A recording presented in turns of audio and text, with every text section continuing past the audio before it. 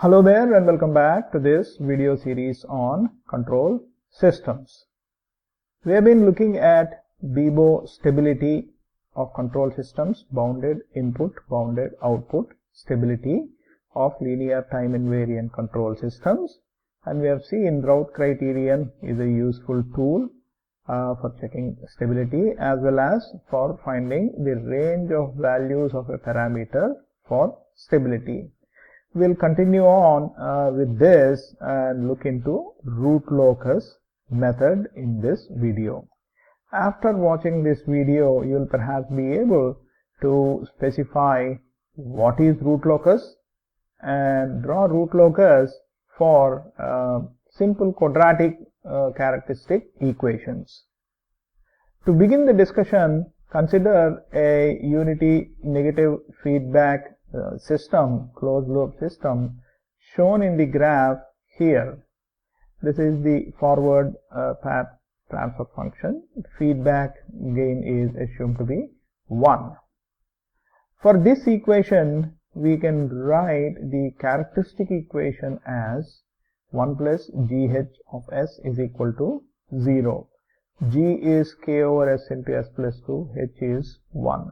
So 1 plus this whole thing equal to 0, which is s square plus 2s plus k is equal to 0. This being a quadratic equation, we can very easily find the roots of this equation as minus 1 plus or minus square root 1 minus k. These roots we can tabulate for different values of k.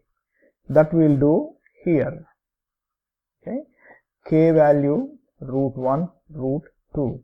When k is equal to 0, and k is 0, minus 1 plus or minus 1, that is either 0 or minus 2. Similarly, when k is equal to 1, this quantity under square root is 0, so you have minus 1 and minus 1. When k is equal to 2, you can find these are the roots. When k is 5, these are the roots, and so on. So as k is increased, you can see here that the real part is remaining the same, imaginary part is increasing. You increase the k boundlessly, the imaginary part is increasing boundlessly. These things we can show on a graph sheet. Graph sheet as shown here. The graph sheet on which we draw this, we call it S-plane.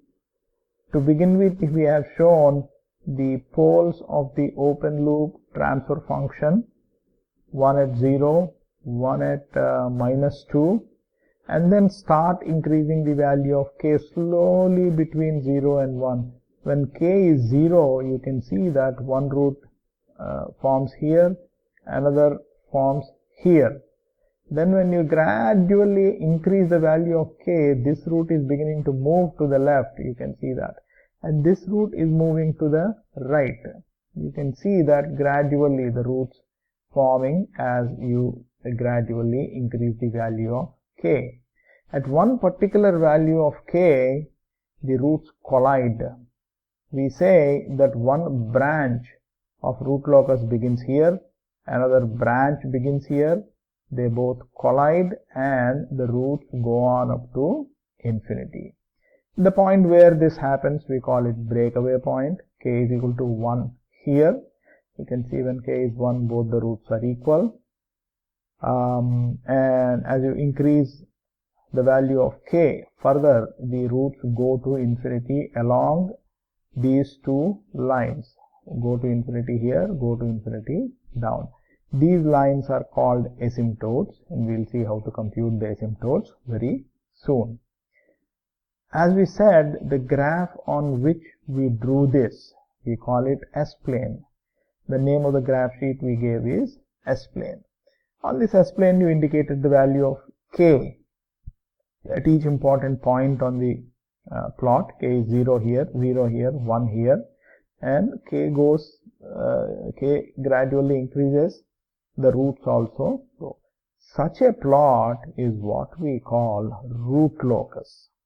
Okay, and the graph paper on which we drew this is called S-plane. Basically, we'll be seeing how to draw root locus. Okay, root locus plot shows how the roots of characteristic equation of the closed loop system vary as one parameter of the system k is varied from 0 to infinity. Okay, it's relatively easy to draw the root locus plot for quadratic characteristic equations because we have a formula minus b plus or minus under root b square minus 4ac whole divided by 2a. But for higher order systems, it is very difficult. A method given by Walter Evans gives us very easy way to draw the root locus merely by looking at the open loop transfer function. We'll try to see that method. It comes in the form of maybe 5 or 6 rules, and we will see those rules one by one. I think that's all we have for now. Have a great day.